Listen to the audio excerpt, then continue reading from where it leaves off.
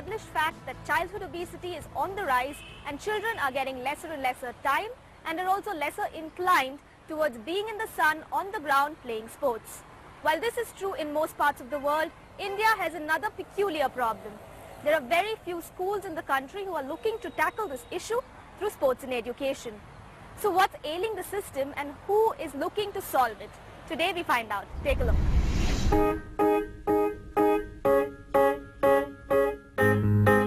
Messi, Ronaldo, Maradona, Zidane, all famous last names in the world of football.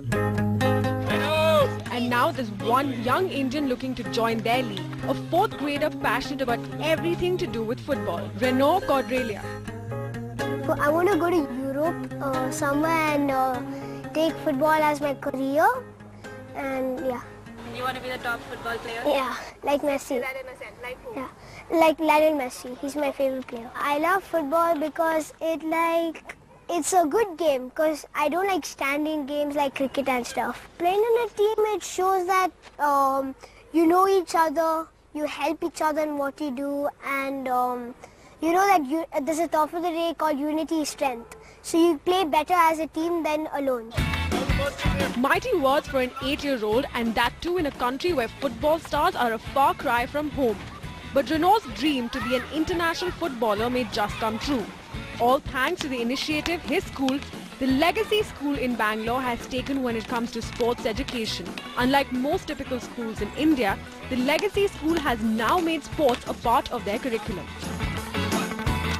When we talk about sports in schools, all of us as schools want more sports. We want to give children more time in sports, in the arts, as well as with academics, and give them a balanced education.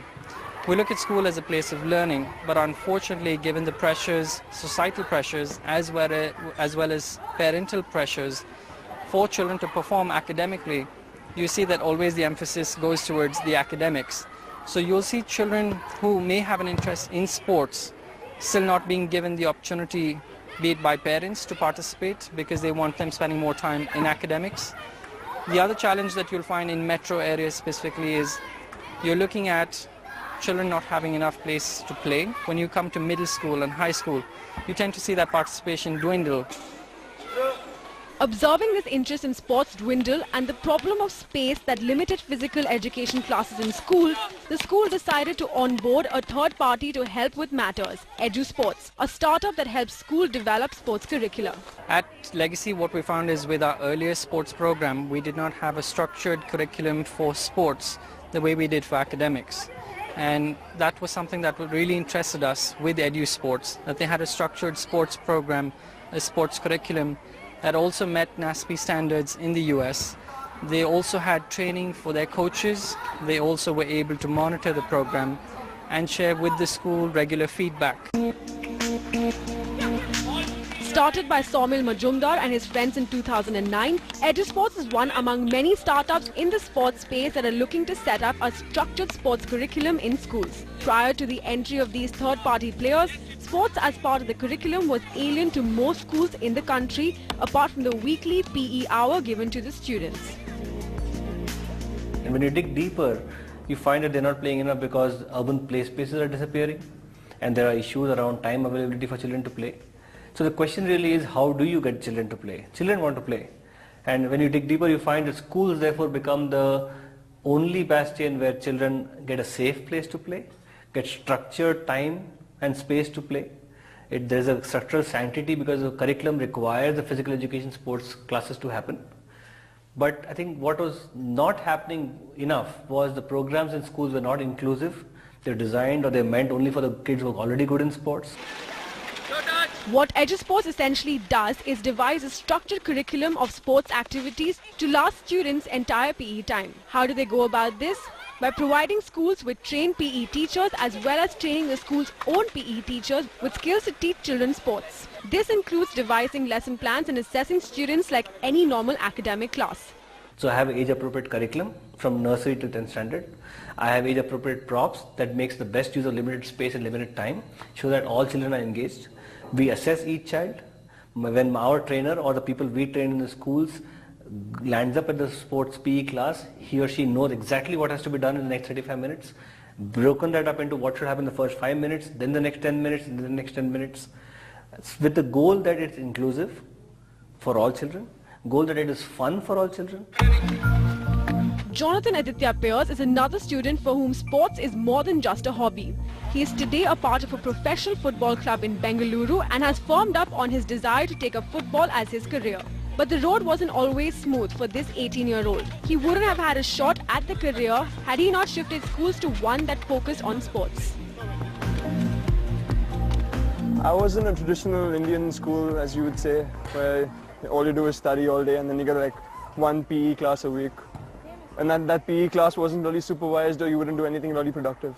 You just take a ball and run around and chase it, and that's what you call fun in those kind of schools. I was interested in sports, but I just didn't get the opportunity in the other school. I mean, I did play cricket, we had cricket camp and whatnot.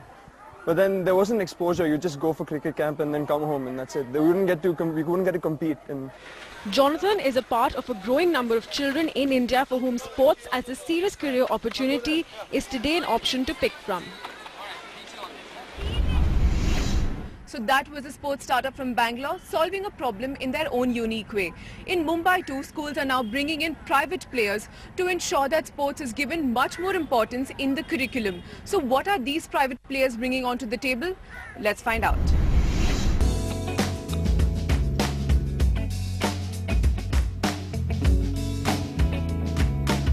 I like skating because everyone cheers for me in games and I enjoy when they cheer. My favorite game is football because I play everyday football, so I like football. My favorite game is cricket because I play it every day and I have achieved more in cricket. No matter what their reasons are, physical education time is one activity that excites all school children.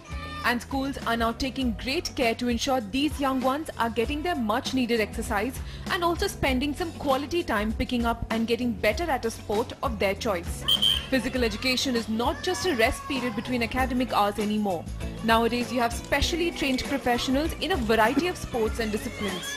Today, what we look at education is incomplete without sports and performing arts. Forget about parents' demands, but as educators, even we feel that there has to be some holistic development, this all-round development.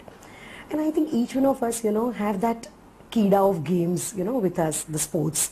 So the school needs to have a good, I would say, program to run, which is going to be goal-oriented. To fulfill this very demand, startups and private organizations are now stepping into the picture. For the Ajmera Global School, for instance, the Sports Gurukul was the ideal choice. Founded by Jay Shah, the startup provides professional sports and fitness development programs right from the grassroots level, schools.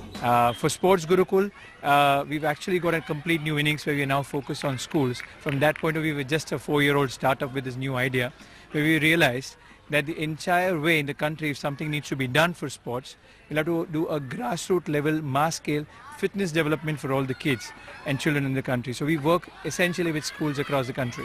While cricket still happens to be the most overwhelming choice of sport in India, startups like the Sports Gurukul are expanding their focus to other sports that have remained relatively less popular. And they are starting this interest building exercise right from the grassroots level. See, at the grassroots level, you just introduce to the games. Not only cricket, but introduce small kids to hockey, let them play hockey, let them play 1 week cricket, 1 week hockey, football, all sports, and let them decide what they want to do, which sports they would like to play. There's research which shows children are getting obese, they're not physically fit and active, food habits have changed and physical activity is not. So schools are open and understanding that they need that support. And given that times are such where outsourcing to competitive people who are good at the subject is the need of the hour, and schools are open to that. So we see a lot of schools excited where we work with them as partners under the school and yet deliver and help them complete their education, where they take care of the academics and we make their children fitter.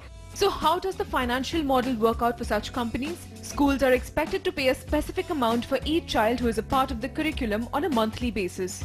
It's all a matter of scaling up. The more the number of students, the lower the prices. The rates could be anything between 80 rupees per child to up to 500 rupees. So how open are schools when it comes to bearing these costs? As much as there are schools which are open, there are also a lot of schools are very close about the subject. Simply because academic is still very heavy on the minds of the people. So almost, though we seeing the pro leagues and a lot of new sports coming up, I think these are just times where people are going to be opening up. So it's still early times, yet as a country, we have so many schools across the country. So the way forward will be a lot of private players will have space, who will be doing a good job, and that will be the need of the hour and the coming future. And I think schools will be happy getting partners on board. So we looked at the different steps startups are taking to ensure physical education receives its due. But what do the experts feel about this issue? To find out just that, we caught up with former athlete and Arjuna Award winner Ashwini Nachappa. We'll hear what she has to say after this short break.